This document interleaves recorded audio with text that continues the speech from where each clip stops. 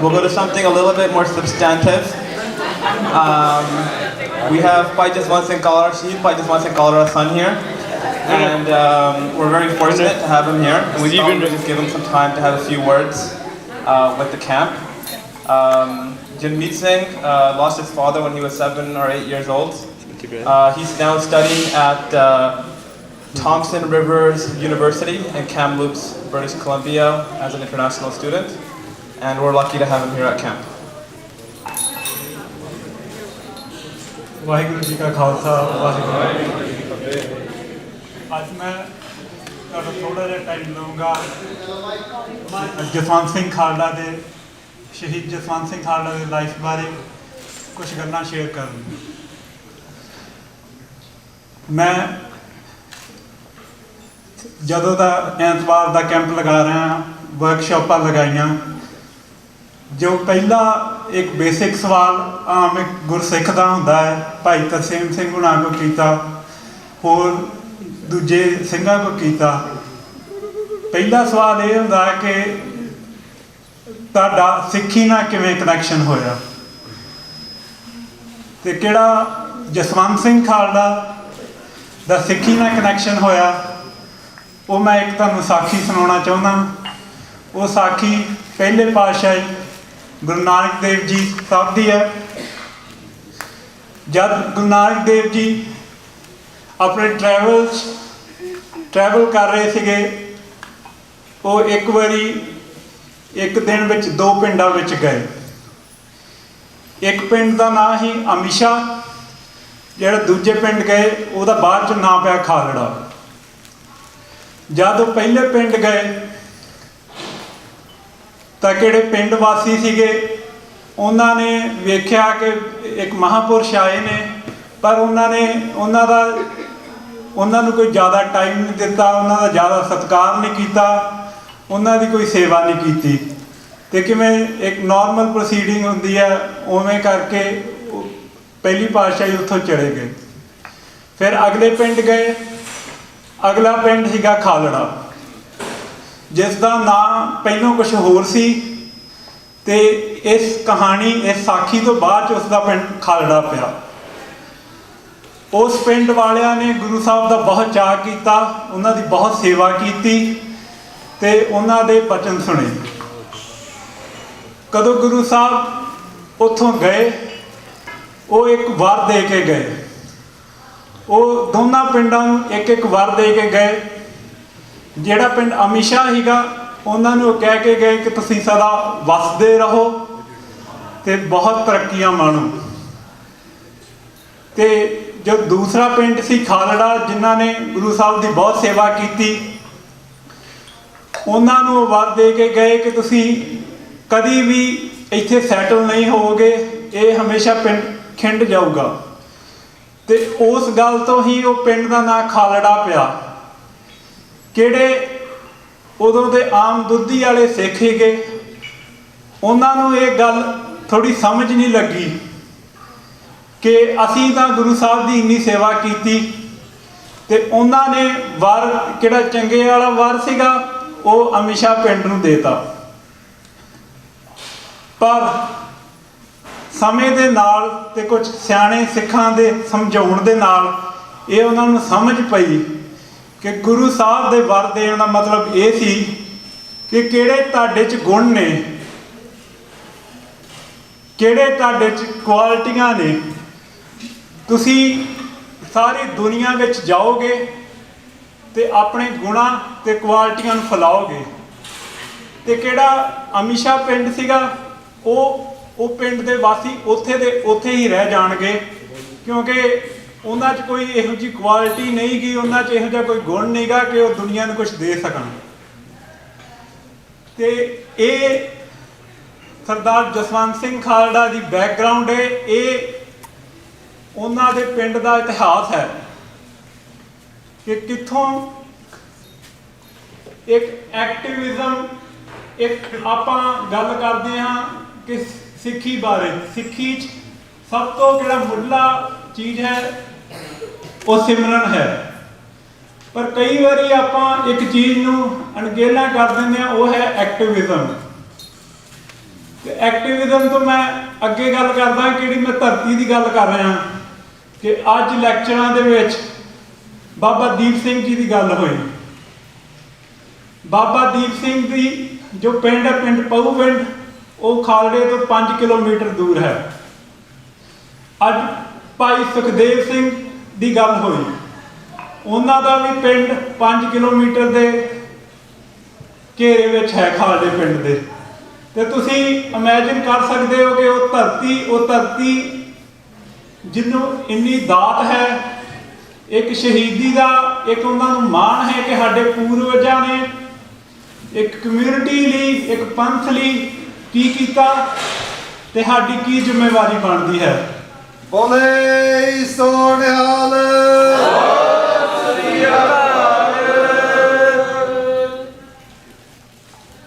ਤੇ ਇਸ ਤੋਂ ਹੀ ਸਰਦਾਰ ਜਸਵੰਤ ਸਿੰਘ ਖਾਲੜਾ ਸ਼ੁਰੂ ਤੋਂ, ਕਹਿੰਦੇ ਸਰਦਾਰ ਜਸਵੰਤ ਸਿੰਘ ਖਾਲੜਾ ਨਹੀਂ, ਹੋਰ ਵੀ ਜੋ ਨਗਰ ਨਿਵਾਸੀ ਨੇ, ਜੋ ਇੱਥੇ ਵੀ ਜੋ ਮਾਝੇ ਦੇ ਹੋਣਗੇ, ਉਹਨਾਂ ਨੂੰ ਪਤਾ ਹੈ ਕਿ ਉਹ ਧਰਤੀ ਦਾ ਮਾਣ, ਉਹ ਧਰਤੀ ਦਾ ਪਿਆਰ ਕੀ ਹੈ।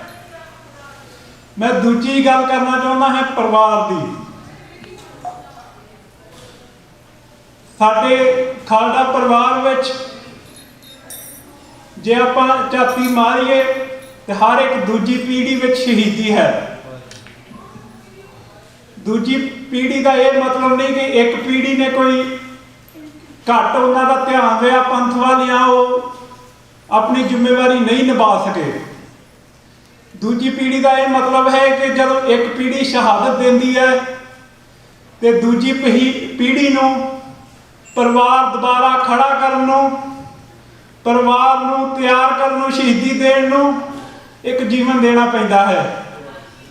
ਜੇ ਆਪਾਂ ਪਰਿਵਾਰ 'ਚ ਕੋਈ ਸ਼ਹੀਦੀ ਜਾਂ ਕੋਈ ਗੁਣ ਨੂੰ ਅੱਗੇ ਲੈ ਕੇ ਜਾਣਾ ਹੈ ਤੇ ਸੈਕਰੀਫਾਈਸ ਦੇ ਨਾਲ ਉਹਨੂੰ ਅੱਗੇ ਤੋਰਨਾ ਵੀ ਇੱਕ ਜ਼ਿੰਮੇਵਾਰੀ ਬਣਦੀ ਹੈ ਜੋ ਪਰਿਵਾਰ ਨੇ ਨਿਭਾਇਆ, ਤੇ ਅਸੀਂ ਆਸ ਕਰਦੇ ਹਾਂ ਕਿ ਅਸੀਂ ਵੀ ਨਿਭਾ ਸਕਾਂਗੇ।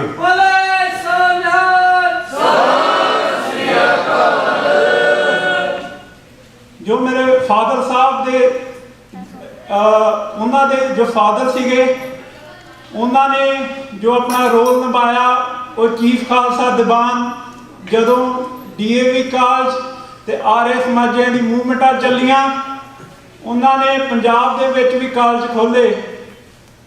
ਉਹਨਾਂ ਦਾ ਜੋ ਹੁਣ ਵੀ ਉਹਨਾਂ ਦਾ ਏਜੰਡਾ ਹੈ, ਉਦੋਂ ਵੀ ਸੀਗਾ ਕਿ ਹਿੰਦੂ ਧਰਮ ਦਾ ਪ੍ਰਚਾਰ ਕਰਨਾ ਤੇ ਜੋ ਮਾਈਨੋਰਿਟੀ ਹੈ, ਜੋ ਡਾਇਵਰਸਿਟੀ ਹੈ, ਉਹਨੂੰ ਖਤਮ ਕਰਨਾ।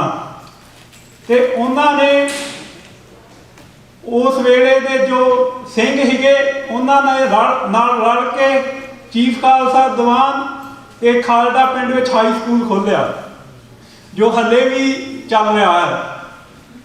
ਜਿਹੜੇ ਉਹਨਾਂ ਦੇ ਪਿਤਾ ਜੀ ਸਨ, ਉਹ ਕੈਨੇਡਾ ਦੀ ਹਿਸਟਰੀ ਨਾਲ ਬਹੁਤ ਰਿਲੇਟ ਕਰਦੇ ਹਨ, ਕਿਉਂਕਿ ਜੋ ਮੇਰੇ ਪੜਦਾਦਾ ਜੀ ਸਨ, ਸਰਦਾਰ ਹਰਨਾਮ ਸਿੰਘ ਸੰਧੂ, ਉਹ ਕਾਮਾਗਾਟਾ ਮਾਰੂ ਜਹਾਜ਼ ਦੇ ਵਿੱਚ ਇੱਕ ਯਾਤਰੀ ਸਨ। ਜਦ ਕਾਮਾਗਾਟਾ ਮਾਰੂ ਜਹਾਜ਼ ਨੂੰ, ਮੈਨੂੰ ਆਸ ਹੈ ਕਿ ਤੁਹਾਨੂੰ ਸਾਰਿਆਂ ਨੂੰ ਕਾਮਾਗਾਟਾ ਮਾਰੂ ਜਹਾਜ਼ ਦੀ ਹਿਸਟਰੀ ਪਤਾ ਹੋਊਗੀ। ਜਦ ਇੱਥੋਂ ਦੀ ਬ੍ਰਿਟਿਸ਼ ਗਵਰਨਮੈਂਟ ਨੇ ਅਲਾਉ ਨਹੀਂ ਕੀਤਾ ਸਿੱਖਾਂ ਨੂੰ on the basis of racial discrimination, ਤੇ ਉਹਨਾਂ ਨੇ ਉਹ ਜਹਾਜ਼ ਵਾਪਸ ਬੰਗਾਲ ਜਾ ਕੇ ਲਗਾਇਆ ਤੇ ਉੱਥੇ ਉਹਨਾਂ ਨੇ ਪ੍ਰੋਟੈਸਟ ਕੀਤਾ ਜੋ ਬ੍ਰਿਟਿਸ਼ ਗਵਰਨਮੈਂਟ ਜੋ ਇੰਡੀਆ ਦੇ ਉਸ ਵੇਲੇ ਰਾਜ ਕਰ ਰਹੀ ਸੀ। ਉਸ ਦੇ ਵਿੱਚ ਕਈ ਸਿੰਘ ਉਹ ਪ੍ਰੋਟੈਸਟ ਵਿੱਚ ਸ਼ਹੀਦ ਹੋਏ ਤੇ ਕਈ ਜ਼ਖਮੀ ਹੋਏ। ਜੋ ਸਾਡੇ ਬਾਬਾ ਜੀ ਸਨ, ਉਹਨਾਂ ਨੂੰ ਉਮਰ ਕੈਦ ਹੋਈ ਤੇ ਬਾਅਦ ਵਿੱਚ ਉਹਨਾਂ ਦੀ ਛੋਟੀ ਉਮਰ ਹੋਣ ਕਾਰਨ ਉਮਰ ਕੈਦ ਹੋਮ ਇਨਪ੍ਰਿਜ਼ਨਮੈਂਟ 'ਚ ਕਨਵਰਟ ਕਰ ਦਿੱਤੀ ਗਈ। ਉਸ ਤੋਂ ਬਾਅਦ ਉਹ ਚਾਈਨਾ ਚਲੇ ਗਏ ਤੇ ਉੱਥੇ ਹੀ ਉਹਨਾਂ ਨੇ ਆਪਣਾ ਜੀਵਨ ਬਤੀਤ ਕੀਤਾ। ਜੇ ਆਪਾਂ ਹੋਰ ਪਿੱਛੇ ਚੱਲ ਜਾਈਏ, ਸਾਡੇ ਜਿਹੜੇ ਪੜਦਾਦਾ ਜੀ, ਉਹਨਾਂ ਦੇ ਦਾਦਾ ਜੀ ਸਨ, ਉਹ ਵਾਂ ਦੀ ਲੜਾਈ ਵਿੱਚ ਬਾਬਾ ਬੰਦਾ ਸਿੰਘ ਬਹਾਦਰ ਦੇ ਨਾਲ ਸ਼ਹੀਦ ਹੋਏ ਸਨ, ਸਰਦਾਰ ਅਰੂੜ ਸਿੰਘ। सो मेरा कहने का मतलब ये है कि जो सिक्खी की दात, जो शहादत की दात, वो एक परिवार सानू मिली है ते सानू परिवार नू उस ते माण है ते असी भी असी दो भैन भरा हाँ। मेरी भैन नवकिरण कौर जो कि कैलिफोर्निया में पहले पढ़ती सी, हुण काम करती है। उसकी उम्र उस वेले 9 साल सी ते मेरी 8 साल सी। असी कभी भी उन्होंने शहादत नू कभी ऐसे परिवारक लॉस नहीं लिया, कभी इदा नहीं लिया कि साडा ये नुकसान हो गया या असीं कोई आस की होवे कि साडा नुकसान हो गया कि या पंथ ने सानू की दिता या कौम ने सानू की दिता। सानू ये गल क्लीयर सीगी कि उदों शहीद जसवंत सिंह खालड़ा नू उन्होंने भी बहुत क्लीयर सी कि ये शहादत की लोड़ है तो ये शहादत मैनू ही देनी पैनी है। तो एक फैक्ट भी है कि 1995 6 सितंबर तो बाद जिहड़ी तरीक नूं उन्हां नूं घरों पंजाब पुलिस वालों चक्या गया सी, उस तो बाद चों पंजाब च एक भी फेक इनकाउंटर नहीं होया। फेक इनकाउंटर एक दो हुंदे आ पर किवें उस पैटर्न ते हुंदे सन, उवें एकदम थंम लग गई। सो सानू ये माण है कि ये कुर्बानी साडे परिवार दे हिस्से आई। हुण मैं थोड़ा जा सरदार जसवंत सिंह खालड़ा दे मुढ़ले जीवन ते उन्हां दे काम बारे थोड़ा चानना पाउणा चाहुंदा। सरदार जसवंत सिंह खालड़ा उन्हां दा जो आपां कह दईए एक्टिविज्म लाइफ, उन्हां दा जन्म सीगा 1952 दा 1952 दा ते 72 दे विच उन्होंने बीर बाबा बुड्ढा साहब जो कॉलेज है उत्थे पढ़ते हुए उन्होंने भारत नौजवान सभा बनाई जो स्टूडेंट राइट बॉडी सीगी। उत्थों उन्हों का लाइफ इन एक्टिविज्म शुरू हुई। जे आप फास्ट फॉरवर्ड कर दिए तुहानूं पता है कि 78 दे विच पंजाब ते पंजाब के वसदे सिख या सारे पंजाब के वासियों की आप कह सकते हैं कि जिंदगी में बहुत बड़ा मोड़ आया। तो ये कहना गलत नहीं होगा कि जो 1984 के इवेंट होए उसका स्टार्ट 1978 के विच ही शुरू हो गया सी।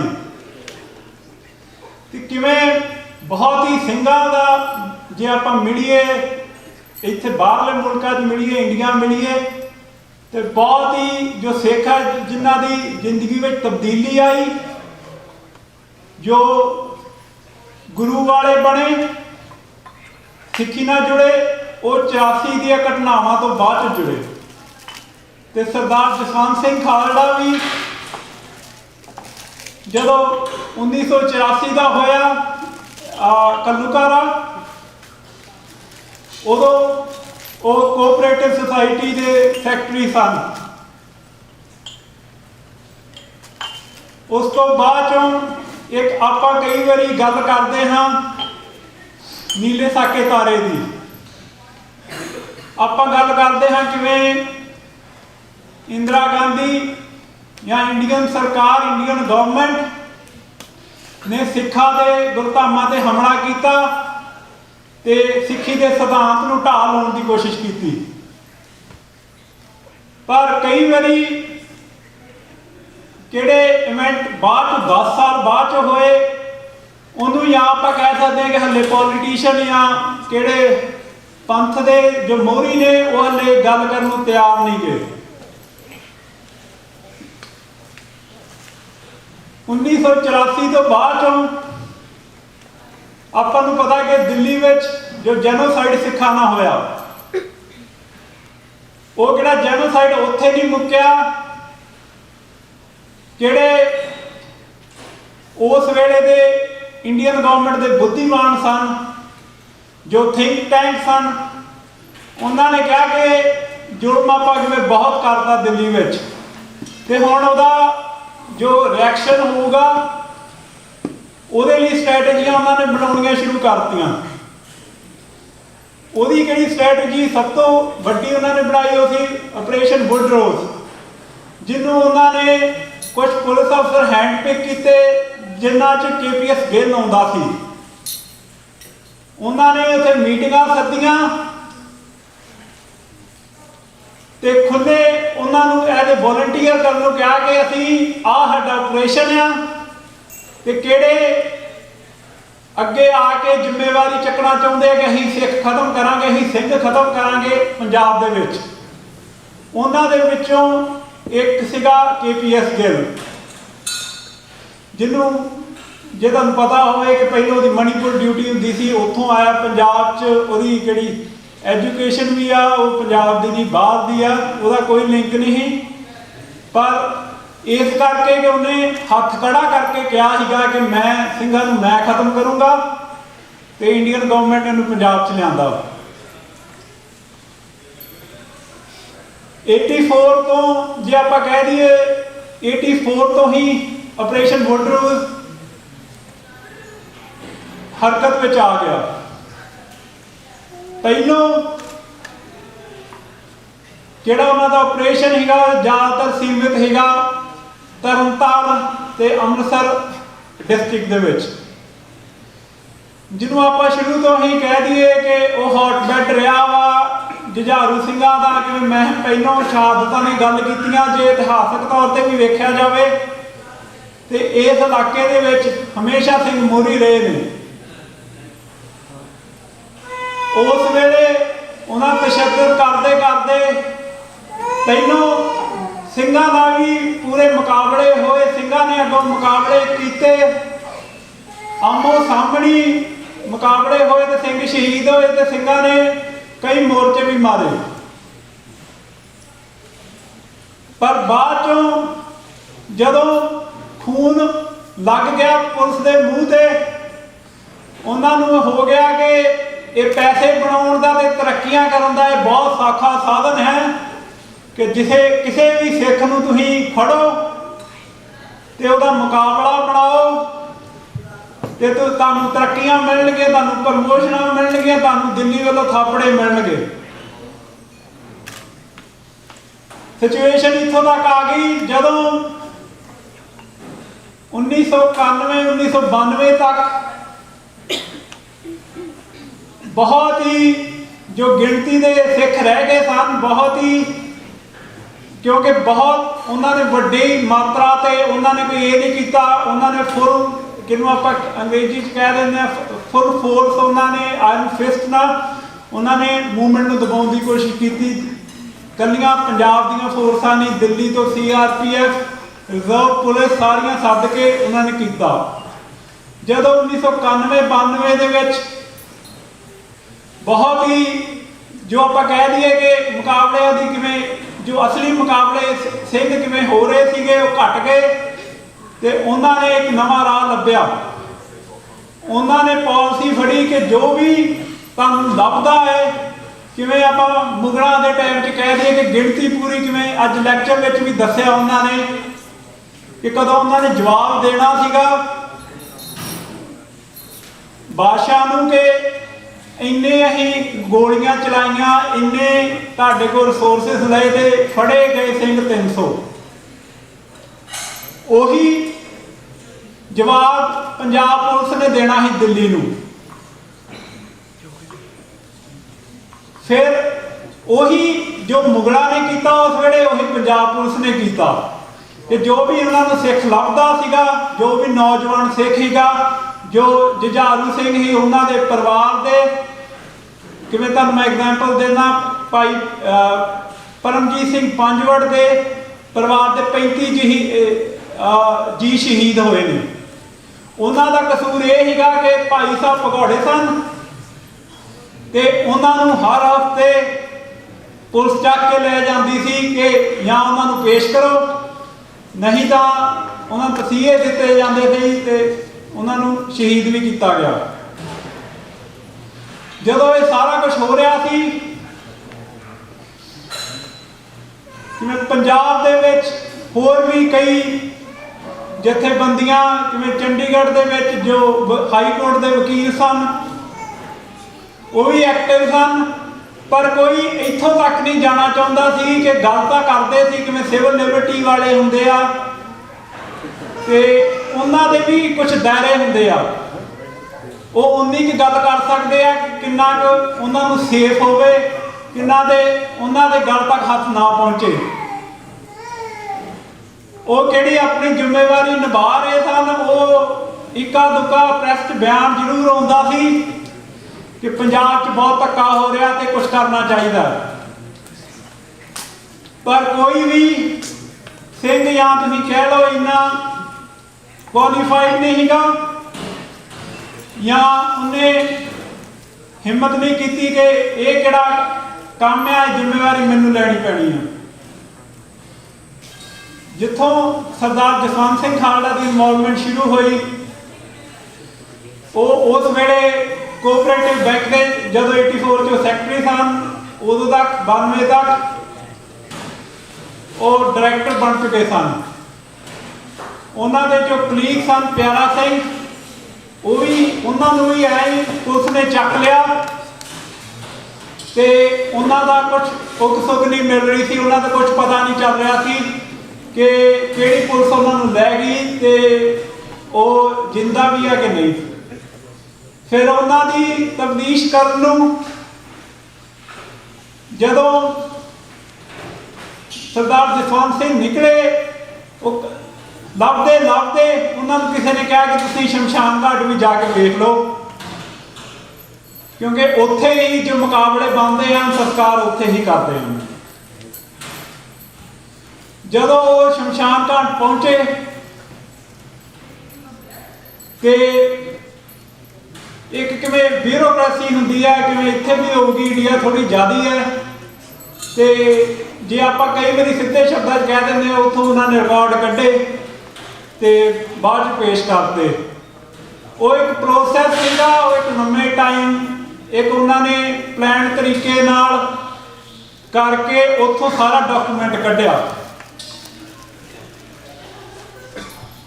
ਮੇਰੇ ਫਾਦਰ ਸਾਹਿਬ ਭਾਵੇਂ ਪੇਸ਼ੇ ਤੋਂ ਵਕੀਲ ਨਹੀਂ ਸਨ, ਕਈ ਲੋਕ ਸਮਝਦੇ ਹਨ ਕਿ ਕਈ ਰੈਫਰ ਵੀ ਕਰਦੇ ਹਨ ਕਿ ਐਜ਼ ਏ ਵਕੀਲ ਕਹਿੰਦੇ ਹਨ, ਪਰ ਇੱਕ ਕਿਵੇਂ ਟੈਕਨੀਕਲ ਟਰਮ ਵੀ ਹੁੰਦੀ ਹੈ ਕਿ ਲਾਇਰ ਜੋ ਵਕੀਲ ਹੁੰਦਾ ਕਿ ਐਡਵੋਕੇਟ, ਆਪਾਂ ਇੰਡੀਆ 'ਚ ਕਈ ਵਾਰੀ ਐਡਵੋਕੇਟ ਕਹਿ ਦਿੰਦੇ ਆ, ਪਰ ਵਕੀਲ ਨੂੰ ਕਿਵੇਂ ਐਜ਼ ਏ ਸਿਨੋਨਿਮਸ ਕਹਿ ਦਿੰਦੇ ਆ, ਪਰ ਉਹਦਾ ਮਤਲਬ ਸੇਮ ਨਹੀਂ ਹੁੰਦਾ। ਐਡਵੋਕੇਟ ਤੁਸੀਂ ਕਿਸੇ ਵੀ ਚੀਜ਼ ਨੂੰ ਐਡਵੋਕੇਟ ਕਰ ਸਕਦੇ ਜੇ, ਉਹ ਉਹਨਾਂ ਨੂੰ ਐਜ਼ ਏ ਤੁਸੀਂ ਹਿਊਮਨ ਰਾਈਟਸ ਦੇ ਐਡਵੋਕੇਟ ਕਹਿ ਸਕਦੇ ਜੇ, ਪਰ ਉਹ ਭਾਵੇਂ ਵਕੀਲ ਨਹੀਂ ਸਨ, ਪਰ ਉਹਨਾਂ ਦੀ ਰੁਚੀ, ਉਹਨਾਂ ਨੇ ਐਡਮਿਸ਼ਨ ਵੀ ਲਈ ਸੀਗੀ ਜੋ ਓਪਨ ਸਕੂਲ ਹੁੰਦਾ ਲਾਅ ਦਾ, ਪਰ ਉਹ ਕੰਪਲੀਟ ਨਹੀਂ ਕਰ ਸਕੇ।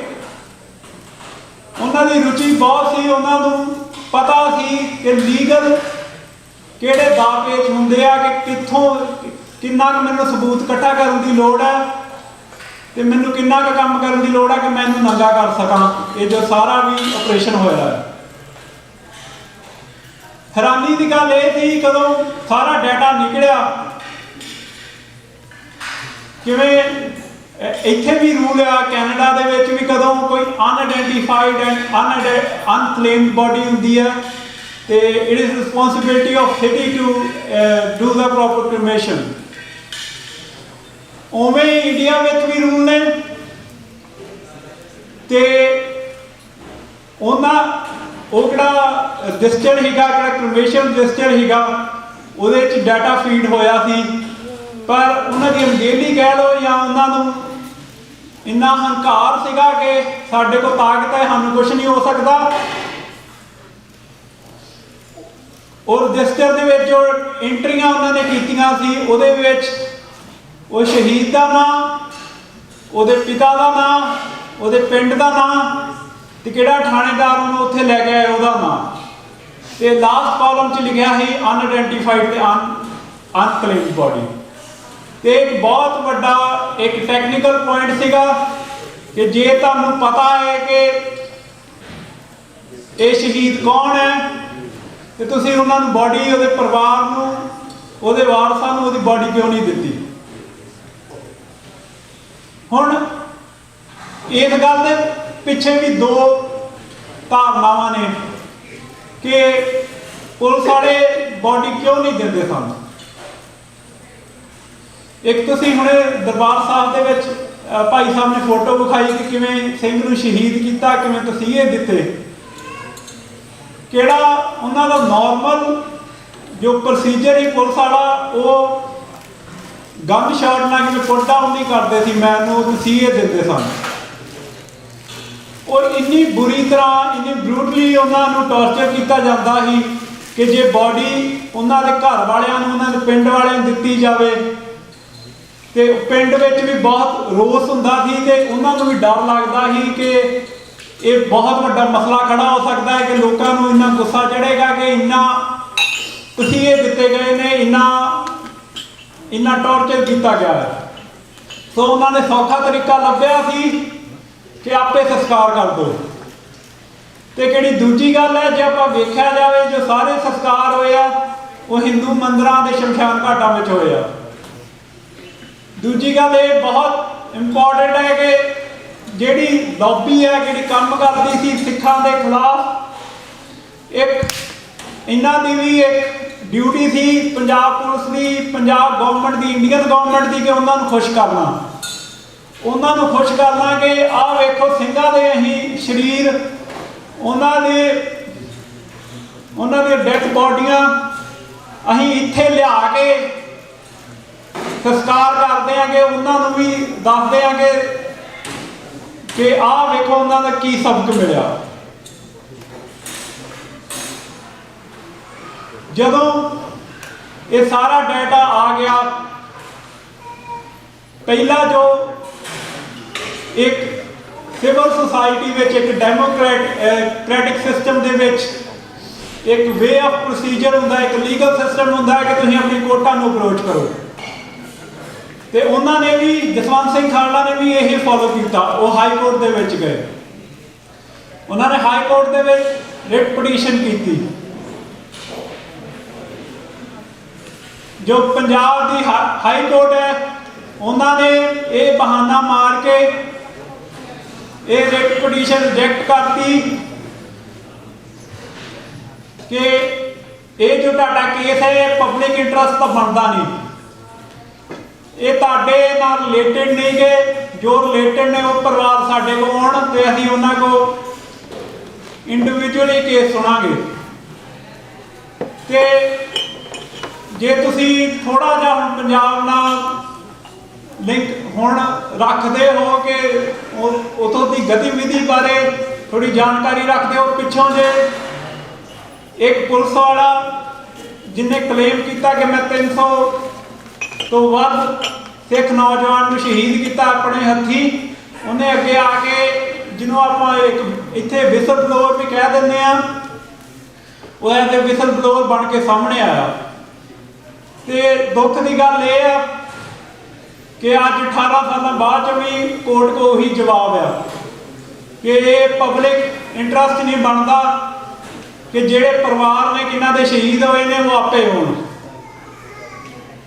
ਇਹ ਆਪਾਂ ਕਹਿ ਸਕਦੇ ਆ ਕਿ ਕਦੋਂ ਆਪਾਂ ਕਈ ਵਾਰੀ ਕਹਿ ਦਈਦਾ ਕਿ ਹਾਲਾਤ ਬਦਲ ਗਏ ਨੇ ਪੰਜਾਬ ਵਿੱਚ, ਜਾਂ ਹੁਣ ਮਾਹੌਲ ਠੀਕ ਹੈ, ਜਾਂ ਕਿਹੜੀਆਂ ਕਈ ਵਾਰੀ ਆਪਾਂ ਨੂੰ ਸੇਧ ਦਿੱਤੀ ਜਾਂਦੀ ਹੈ ਕਿ ਹੁਣ ਤੁਸੀਂ ਭੁੱਲ ਜਾਓ, ਹੁਣ ਉਹੋ ਜਿਹਾ ਨਹੀਂ, ਹੁਣ ਪੰਜਾਬ 'ਚ ਸ਼ਾਂਤੀ ਹੈ।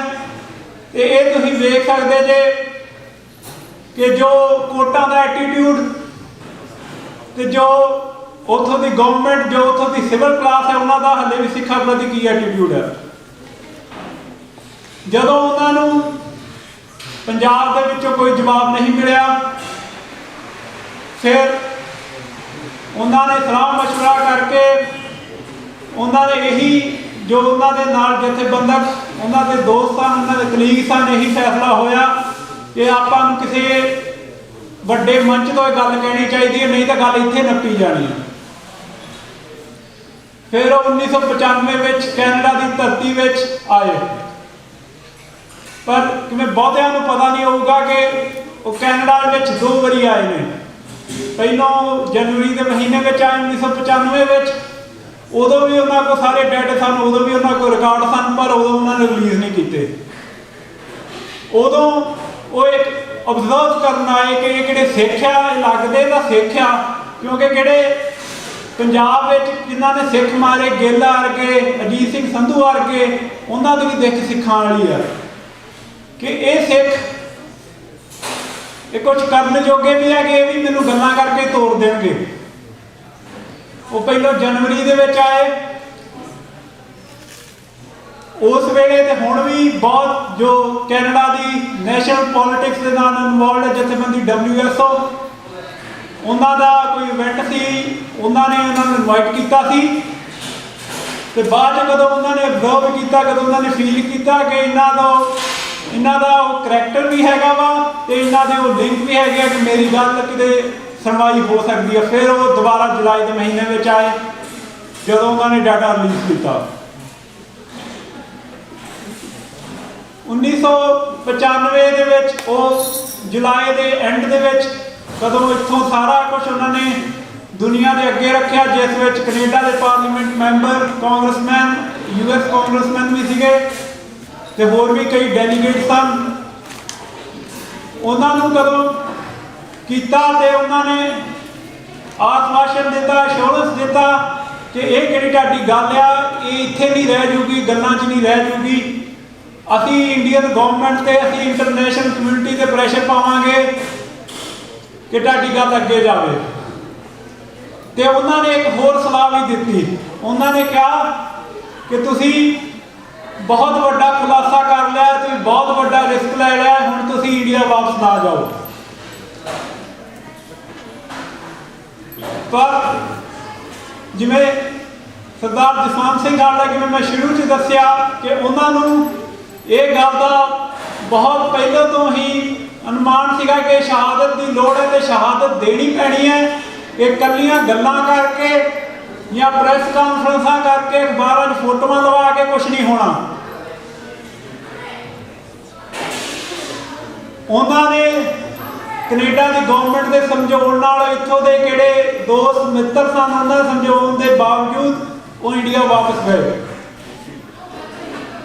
ਉਹਨਾਂ ਨੂੰ ਇੰਡੀਆ ਗਏ 1 ਅਗਸਤ ਦਾ ਮਹੀਨਾ ਨਿਕਲਿਆ ਸੀਗਾ ਕਿ 6 ਸਤੰਬਰ 1995 ਨੂੰ ਉਹਨਾਂ ਨੂੰ ਘਰੋਂ ਚੱਕ ਲਿੱਤਾ ਗਿਆ।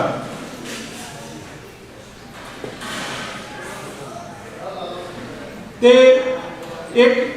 ਇੱਕ ਕਿਵੇਂ ਹੁੰਦਾ ਕਿ ਪੰਜਾਬ ਪੁਲਿਸ ਨੇ, ਜਿਵੇਂ ਉਹਨਾਂ ਦਾ ਪੈਟਰਨ ਸੀ, ਉਹ ਗਿੱਜੇ ਸੀਗੇ ਕਿ ਕਿਵੇਂ ਉਹ ਬੰਦੇ ਚੱਕਦੇ ਸੀ, ਪਰ ਕਈ ਚੀਜ਼ਾਂ ਜਿਹੜੀਆਂ ਸਾਹਮਣੇ ਆਉਂਦੀਆਂ, ਉਹਨਾਂ ਨੂੰ ਕੋਈ ਡਰ ਭੈ ਨਹੀਂ, ਉਹਨਾਂ ਨੇ ਕੋਈ ਰਾਹ 'ਚੋਂ ਨਹੀਂ ਚੱਕਿਆ, ਕੋਈ ਬਾਜ਼ਾਰ 'ਚੋਂ ਨਹੀਂ ਚੱਕਿਆ।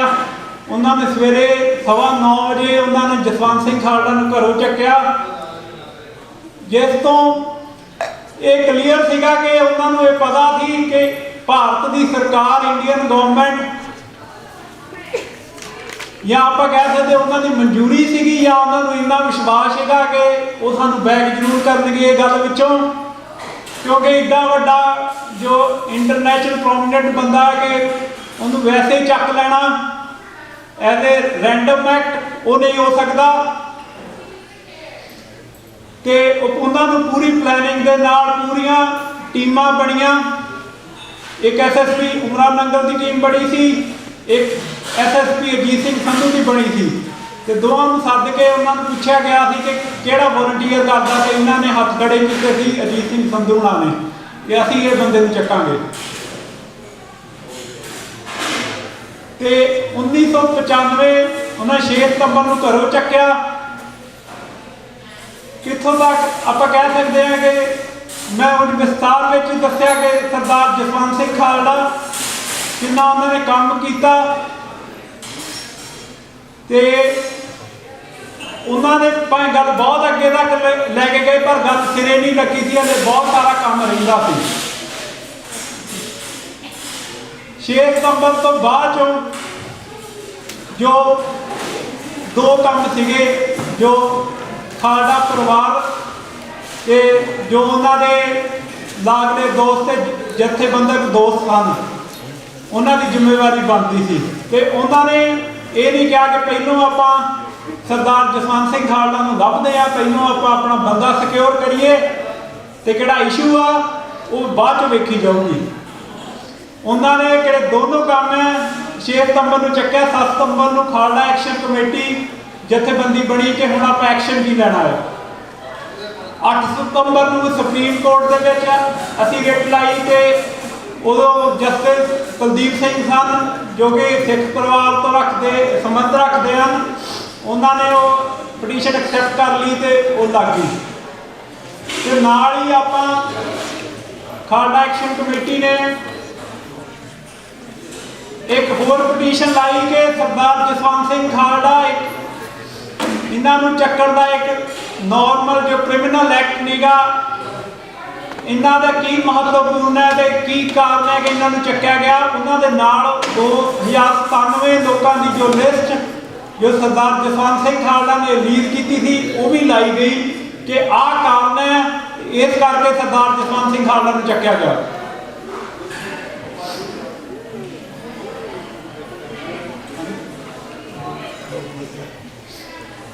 ਹੁਣ ਮੈਂ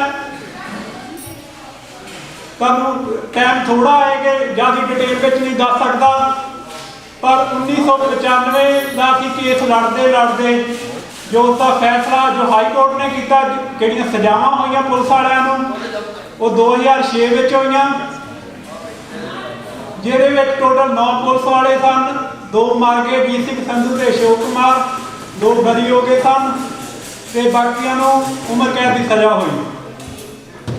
ਮੈਂ ਇੱਕ ਗੱਲ ਤੁਹਾਨੂੰ ਹੋਰ ਦੱਸਣਾ ਚਾਹੁੰਦਾ, ਕਈ ਵਾਰੀ ਆਪਾਂ ਕਹੀਦਾ ਕਿ ਕਿਹੜਾ 2006 ਵਿੱਚ ਹਾਈ ਕੋਰਟ 'ਚ ਮੁੱਕਿਆ, ਕਿਹੜਾ ਸੁਪਰੀਮ ਕੋਰਟ 'ਚ ਮੁੱਕਿਆ 2011 ਦੇ ਵਿੱਚ ਹੈਗਾ। ਜੇ ਆਪਾਂ ਕਿਵੇਂ ਗਿਣਤੀ ਕਰੀਏ ਤੇ 14 ਸਾਲ ਹੋ ਜਾਂਦੇ, 14 ਸਾਲ ਕੇਸ ਲੜਿਆ। ਪਰ ਇਹ ਕਿਵੇਂ ਮੋਟੀ ਡਿਟੇਲ ਹੈ ਕਿ ਇਹ ਕਿਹੜਾ ਕੇਸ ਆਪਾਂ 14 ਸਾਲ ਲੜ ਕੇ ਉਮਰ ਕੈਦਾਂ ਹੀ ਕਰਾ ਸਕੇ, ਪਰ ਅਸਲ 'ਚ ਇੱਕ ਕੇਸ ਨਹੀਂ ਲੜਿਆ ਗਿਆ। ਉਸ ਕੇਸ ਦੇ ਵਿੱਚ ਜੋ 9 ਪੁਲਿਸ ਵਾਲੇ ਸਨ ਉਹਨਾਂ ਦੇ ਆਪੋ ਆਪਣੇ ਇੰਡੀਵਿਜੂਅਲ ਵਕੀਲ ਸਨ, ਉਹਨਾਂ ਦੀ ਹਰ ਇੱਕ ਦੀ ਆਪਣੀ ਵੱਖਰੀ ਐਲਬਾਈ ਸੀਗੀ ਕਿ ਅਸੀਂ ਇਸ ਦਿਨ ਇੱਥੇ ਨਹੀਂ ਸਾਂ, ਇਸ ਦਿਨ ਅਸੀਂ ਆਹ ਕਰਦੇ ਸਾਂ। ਤੇ ਉਹ 9 ਜਣਿਆਂ ਨੇ ਕੇਸ ਕੀਤੇ ਹਾਈ ਕੋਰਟ ਦੇ ਵਿੱਚ, 9 ਕੇਸ ਉਹ ਵੀ ਲੜੇ ਵੱਖਰੇ ਕਿ ਪ੍ਰੂਵ ਕੀਤਾ ਕਿ ਗਲਤ ਆ। ਕਿ ਕੇਸ ਦੇ ਵਿੱਚ 6 ਸਾਡੇ ਆਈ ਵਿਟਨੈਸ ਸਨ, ਹਰ ਇੱਕ ਆਈ ਵਿਟਨੈਸ ਤੇ ਕੋਈ ਨਾ ਕੋਈ ਕੇਸ ਦਰਜ ਕੀਤਾ ਗਿਆ। ਇੱਕ ਆਈ ਵਿਟਨੈਸ ਤੇ ਬੈਂਕ ਰੌਬਰੀ ਦਾ ਕੇਸ ਕੀਤਾ ਗਿਆ, ਇੱਕ ਤੇ ਕੀਤਾ ਗਿਆ ਤੇ ਆ ਪਲੈਨਿੰਗ ਟੂ ਕਿਲ ਹਿੰਦੂ, ਇੱਕ ਮਾਸ ਮਰਡਰ ਕਰਨਾ ਚਾਹੁੰਦੇ ਆ, ਜੋ ਕਿ ਇੱਕ ਟਾਟਾ ਐਕਟ ਜੋ ਕਿ ਟੈਰਰਿਜ਼ਮ ਐਕਟ ਦੇ ਥੱਲੇ ਹੁੰਦਾ ਹੈ। ਈਵਨ ਇੱਕ ਆਈ ਵਿਟਨੈਸ ਤੇ ਰੇਪ ਕੇਸ ਦਾ ਚਾਰਜ ਦਿੱਤਾ। ਸੋ ਆਪਾਂ ਕਹਿ ਸਕਦੇ 10 ਉਹ ਹੋ ਗਏ, 6 ਇਹ ਹੋ ਗਏ, 16 ਕੇਸ ਅਸੀਂ ਇੰਡੀਅਨ ਕੋਰਟਾਂ ਦੇ ਵਿੱਚ ਲੜੇ। ਭਾਵੇਂ ਕਦੋਂ ਆਪਾਂ ਗੱਲ ਕਰਦੇ ਹਾਂ ਕਿ ਇੰਨੀ ਲੰਮੀ ਲੜਾਈ ਦੇ ਵਿੱਚ ਆਪਾਂ ਨੂੰ ਉਪਲਬਧੀਆਂ ਕੀ ਹੋਈਆਂ, ਭਾਵੇਂ ਆਪਾਂ ਕਹਿੰਦੇ ਹਾਂ ਕਿ ਇਹ ਜੋ DSP SSP ਰੈਂਕ ਦੇ ਇੱਕ ਗਵਰਨਮੈਂਟ ਦੇ ਇੱਕ ਪੁਰਜੇ ਨੇ, ਇੱਕ ਮਸ਼ੀਨਰੀ ਦੇ ਪੁਰਜੇ ਨੇ ਕਿ ਕੋਈ ਫਰਕ ਨਹੀਂ ਪੈਂਦਾ, ਸਰਕਾਰਾਂ ਚੱਲੀ ਜਾਂਦੀਆਂ ਉਵੇਂ ਜ਼ੁਲਮ ਹੋਈ ਜਾਣਾ। ਤੇ ਦੂਜੀ ਗੱਲ ਇਹ ਹੈ ਕਿ ਭਾਵੇਂ ਇਹ ਕੋਈ ਸਜ਼ਾਵਾਂ ਆਪਾਂ ਨੂੰ ਕੋਈ ਸਕੂਨ ਨਹੀਂ ਦਿੰਦੀਆਂ, ਇਹ ਕੋਈ ਜਸਟਿਸ ਵੀ ਨਹੀਂਗਾ, ਕਿਉਂਕਿ ਜਿਹੜਾ ਸਾਰਾ ਕੇਸ ਲੜਿਆ ਗਿਆ ਹੈ ਉਹ ਡਿਫੈਂਸ ਵਿੱਚ ਲੜਿਆ ਗਿਆ। ਪੁਲਿਸ ਵਾਲਿਆਂ ਨੇ ਇਹ ਕਿਹਾ ਕਿ ਸਾਨੂੰ ਸਰਦਾਰ ਜਸਵੰਤ ਸਿੰਘ ਖਾਲੜਾ ਨਹੀਂ ਚਾਹੀਦੇ ਸਨ ਤੇ ਇਹ ਬੰਦੇ ਨੇ ਕੋਈ ਕ੍ਰਾਈਮ ਨਹੀਂ ਕੀਤਾ, ਇਹ ਬੰਦਾ ਵਾਂਟਡ ਨਹੀਂ ਹੈਗਾ ਤੇ ਅਸੀਂ ਚੱਕਿਆ ਨਹੀਂ, ਸਾਨੂੰ ਨਹੀਂ ਪਤਾ ਕੌਣ ਲੈ ਗਿਆ। ਤੇ ਐਂਡ ਤੱਕ ਉਹਨਾਂ ਨੇ ਇਹ ਨਹੀਂ ਮੰਨਿਆ ਕਿ ਸਰਦਾਰ ਜਸਵੰਤ ਸਿੰਘ ਖਾਲੜਾ ਨੂੰ ਅਸੀਂ ਚੱਕਿਆ ਤੇ ਸ਼ਹੀਦ ਕੀਤਾ। ਤੇ ਇੱਕ ਬਹੁਤ ਵੱਡੀ ਜਸਟਿਸ ਦੀ ਵਿੱਚ ਇਹ ਗੱਲ ਹੁੰਦੀ ਹੈ ਕਿ ਕਦੋਂ ਕਿਹੜਾ ਕ੍ਰਿਮੀਨਲ ਹੁੰਦਾ ਹੈ ਕਿ ਉਹ ਮੰਨ ਲਵੇ ਐਂਡ ਵਿੱਚ ਕਿ ਕਿਹੜਾ ਕ੍ਰਾਈਮ ਹੈ ਮੈਂ ਕੀਤਾ, ਪਰ ਉਹ ਹਲੇ ਵੀ ਪੂਰਾ ਨਹੀਂ ਹੋ ਸਕਿਆ। ਪਰ ਕਿਹੜੀ ਮੈਂ ਅਚੀਵਮੈਂਟ ਦੀ ਗੱਲ ਕਰ ਰਿਹਾ ਕਿ ਅਚੀਵਮੈਂਟ ਕੀ ਹੋਈ। ਅਚੀਵਮੈਂਟ ਹੋਈ ਇੱਕ ਤਾਂ ਕਿਹੜੀ ਸੁਪਰੀਮ ਕੋਰਟ ਇੰਡੀਆ ਦੀ ਰੂਲਿੰਗ ਸੀਗੀ, ਉਹਨਾਂ ਨੇ ਆਪਣੀ ਰੂਲਿੰਗ ਦੇ ਵਿੱਚ ਲਿਖਿਆ ਕਿ this is ਕਿਹੜਾ ਇਹ ਐਕਟ ਆ, ਇਹ ਕੋਈ ਨਾਰਮਲ ਕ੍ਰਿਮੀਨਲ ਐਕਟ ਨਹੀਂ ਹੈ। This is the act against humanity. ਕਿ ਇੱਕ ਬੰਦਾ ਜੋ ਸਿਸਟਮ ਦੇ ਕਰਪਟ ਕਿਹੜੇ ਪਾਰਟ ਆ ਉਹਨਾਂ ਨੂੰ ਅੱਗੇ ਲਿਆਉਣ ਦੀ ਕੋਸ਼ਿਸ਼ ਕਰ ਰਿਹਾ ਸੀਗਾ, ਤੁਸੀਂ ਉਹਦਾ ਸਾਥ ਦੇਣ ਨੂੰ, ਉਹਦੇ ਨਾਲ ਇਨਵੈਸਟੀਗੇਟ ਕਰਨਾ ਚਾਹੀਦਾ ਸੀ, ਤੁਹਾਨੂੰ ਹੈਲਪ ਕਰਨੀ ਚਾਹੀਦੀ ਸੀ, ਪਰ ਤੁਸੀਂ ਉਹਨਾਂ ਨੂੰ ਐਲੀਮੀਨੇਟ ਕੀਤਾ। ਇੱਕ ਉਹਨਾਂ ਨੇ ਐਡਮਿਸ਼ਨ ਕੀਤੀ ਸੁਪਰੀਮ ਕੋਰਟ ਦੇ ਜੱਜ ਨੇ ਕਿ ਇਹ ਪੰਜਾਬ ਵਿੱਚ ਹੋਇਆ ਤੇ ਨੌਜਵਾਨ ਲੋਕਾਂ ਨੂੰ ਝੂਠੇ ਪੁਲਿਸ ਮੁਕਾਬਲਿਆਂ 'ਚ ਮਾਰਿਆ ਗਿਆ। ਤੇ ਜਿਹੜੀ ਦੂਜੀ ਜਜਮੈਂਟ ਸੀਗੀ ਉਹ ਸੀਗੀ ਜਿਹੜੀ 2097 ਦੀ ਲਿਸਟ ਨਾਲ ਲਾਈ ਸੀਗੀ ਕਿ ਰੀਜ਼ਨ ਕੀ ਸੀਗਾ ਸਰਦਾਰ ਜਸਵੰਤ ਸਿੰਘ ਖਾਲੜਾ ਨੂੰ ਚੱਕਣ ਦਾ। ਉਹ ਵੀ ਕੇਸ ਨਾਲ ਚੱਲਦਾ ਗਿਆ, ਜਿਵੇਂ ਮੈਂ ਦੱਸਿਆ ਬਾਕੀ ਸਾਰੇ ਕੇਸ ਚੱਲਦੇ ਸਨ। ਤੇ ਉਹਦਾ ਵੀ ਜੋ ਫੈਸਲਾ 2005 ਵਿੱਚ ਆਇਆ, ਉਹਦੇ ਵਿੱਚ ਭਾਵੇਂ ਕੰਪਨਸੇਸ਼ਨ ਬਹੁਤ ਥੋੜੀ ਹੈ, $2.25 ਲੱਖ ਰੁਪਏ, ਜੋ ਕਿ ਮੈਂ $1,500 ਤੋਂ ਵੀ ਘੱਟ ਬਣਦੇ ਨੇ, ਇੱਕ ਪਰਿਵਾਰ ਨੂੰ ਮਿਲੇ। ਪਰ ਉਹ ਪੈਸੇ ਦੀ ਗੱਲ ਨਹੀਂ ਸੀ, ਉਹ ਇੱਕ ਸਟੇਟ ਦੀ ਐਡਮਿਸ਼ਨ ਸੀਗੀ ਕਿ ਸਾਡੇ ਕੋਲ ਗਲਤੀ ਹੋਈ, ਅਸੀਂ ਇੰਨੇ ਲੋਕ ਮਾਰੇ, ਤੇ ਉਹ ਐਡਮਿਸ਼ਨ ਉਹਨਾਂ ਨੇ ਕੀਤੀ ਤੇ ਉਹਨਾਂ ਨੂੰ ਕੰਪਨਸੇਟ ਦੇਣੀ ਪਈ। ਤੇ ਇਹ ਇੱਕ ਹਿਸਾਬ ਦਾ ਆਪਣੇ ਲਈ ਇੱਕ ਟੂਲ ਆ। ਹੁਣ ਕਿਹੜੀ ਆਪਾਂ ਅਗਲੀ ਜਨਰੇਸ਼ਨ ਆ ਕਿ ਆਪਾਂ ਇਹ ਗੱਲ ਨੂੰ ਜਾਂ ਤਾਂ ਇਹਦਾ ਖਹਿੜਾ ਛੱਡ ਦਿੰਦੇ ਆ ਕਿ ਕਹਿ ਦਿੰਦੇ ਆ ਹੁਣ ਸ਼ਾਂਤੀ ਬਹਾਲ ਹੋ ਗਈ ਕਿ ਹੁਣ ਗੱਲ ਕਰਨ ਦਾ ਕੋਈ ਫਾਇਦਾ ਨਹੀਂ, ਹੁਣ ਕਿਹੜੇ ਨਵੇਂ ਮਸਲੇ ਆ ਉਹਨਾਂ ਬਾਰੇ ਗੱਲ ਕੀਤੀ ਜਾਵੇ ਕਿ ਇਹਨੂੰ ਭੁੱਲ ਜਾਓ, ਜਾਂ ਕਿਹੜਾ ਆਪਣਾ ਇਤਿਹਾਸ ਸਾਂਭਣਾ ਤੇ ਲਿਖਣਾ ਉਹਨੂੰ ਕਿ ਜੋ ਸਿੱਖਾਂ ਦਾ ਹੋਇਆ ਹੈ ਉਹਨੂੰ ਘੱਟੋ ਘੱਟ ਆਪਾਂ ਦੁਨੀਆ ਦੀ ਹਿਸਟਰੀ 'ਚ ਡਾਕੂਮੈਂਟ ਤਾਂ ਕਰਾ ਸਕੀਏ ਜੇ ਆਪਣੇ ਕੋਲ ਕੋਈ ਇਨਸਾਫ ਨਹੀਂ ਲਿਆ ਜਾਂਦਾ। ਤੇ ਮੈਂ ਇੱਥੇ ਹੀ ਆਪਣੀ ਜੋ ਸਪੀਚ ਐਂਡ ਕਰਦਾ, ਪਰ ਇੱਕ ਨਿੱਕੀ ਜਿਹੀ ਬੇਨਤੀ ਜ਼ਰੂਰ ਕਰਦਾ। ਜੋ ਕਿਵੇਂ ਸਿੱਖੀ ਜੀਵਨ ਹੈ, ਬੇਸ਼ੱਕ ਨਾਮ ਤੋਂ ਬਗੈਰ ਕੋਈ ਗੁਜ਼ਾਰਾ ਨਹੀਂ, ਨਾਮ ਤੋਂ ਬਗੈਰ ਆਪਾਂ ਨੂੰ ਕੋਈ ਡਾਇਰੈਕਸ਼ਨ ਨਹੀਂ ਮਿਲਦੀ, ਪਰ ਕਈ ਆਪਾਂ ਨੂੰ ਕਦੀ ਵੀ ਜੋ ਐਕਟਿਵਿਜ਼ਮ ਦਾ ਰੋਲ ਹੈ ਕਿ ਜੋ ਆਪਾਂ ਸੁਸਾਇਟੀ ਨੂੰ ਕੀ ਦੇ ਰਹੇ ਹਾਂ, ਸੁਸਾਇਟੀ ਲਈ ਕੀ ਕਰ ਰਹੇ ਹਾਂ, ਉਹਨੂੰ ਕਦੀ ਇਗਨੋਰ ਨਹੀਂ ਕਰਨਾ ਚਾਹੀਦਾ। ਮੈਂ ਤੁਹਾਨੂੰ ਇਹ ਨਹੀਂ ਕਹਿੰਦਾ ਕਿ ਤੁਸੀਂ ਟਿਕਟਾਂ ਲਓ ਤੇ ਇੰਡੀਆ ਚਲ ਜਾਓ ਤੇ ਉੱਥੇ ਸ਼ਹੀਦੀਆਂ ਪਾਓ, ਉੱਥੇ ਸੰਘਰਸ਼ ਕਰੋ। ਇੱਥੇ ਕੈਨੇਡਾ ਦੇ ਵਿੱਚ ਵੀ ਕਈ ਮਸਲੇ ਨੇ, ਕਿਵੇਂ ਮਾਰਟਿਨ ਸਿੰਘ ਨੇ ਦੱਸਿਆ ਕਿ ਜੋ ਅੱਜ ਕੱਲ੍ਹ ਦੇ ਸਿੱਖਾਂ ਨੂੰ ਕੀ ਚੈਲੰਜਸ ਫੇਸ ਕਰ ਰਹੇ ਨੇ ਕਿ ਤੁਸੀਂ ਕਿਵੇਂ ਹੈਂਡਲ ਕਰਨਾ ਹੈ। ਉਹ ਵੀ ਜੋ ਚੈਲੰਜਸ ਆ ਉਹ ਐਕਟਿਵਿਜ਼ਮ ਦੇ ਨਾਲ ਦੂਰ ਹੋਣੇ ਆ। ਹੋਰ ਇੱਥੇ ਜਥੇਬੰਦੀਆਂ ਜਿਵੇਂ ਕੈਲੀਫੋਰਨੀਆ ਦੇ ਵਿੱਚ ਇਨਸਾਫ ਜਥੇਬੰਦੀ ਹੈ, ਕੈਨੇਡਾ ਦੇ ਵਿੱਚ WSO ਹੈ, ਤੇ ਇੰਗਲੈਂਡ ਦੇ ਵਿੱਚ ਵੀ ਕਈ ਹੋਰ ਜਥੇਬੰਦੀਆਂ ਨੇ। ਤੁਸੀਂ ਉਹਨਾਂ ਨਾਲ ਜੁੜੋ, ਘੱਟੋ ਘੱਟ ਤੁਸੀਂ ਇਨਫੋਰਮੇਸ਼ਨ ਹਾਸਲ ਕਰੋ ਕਿ ਪੰਥ ਕਿੱਥੇ ਆ ਤੇ ਪੰਥ ਨੂੰ ਕੀ ਕਰਨ ਦੀ ਲੋੜ ਹੈ ਤੇ ਅਸੀਂ ਉਹਦੇ ਵਿੱਚ ਕਿੰਨਾ ਕੁ ਯੋਗਦਾਨ ਪਾ ਸਕਦੇ ਹਾਂ। ਬਸ ਇੰਨੇ ਕੁ ਬੇਨਤੀਆਂ ਕਰਦਾ ਹੋਇਆ ਖਮਾ ਦਾ ਯਾਜਕ ਹਾਂ। ਵਾਹਿਗੁਰੂ ਜੀ ਕਾ ਖਾਲਸਾ, ਵਾਹਿਗੁਰੂ ਜੀ ਕੀ ਫਤਿਹ।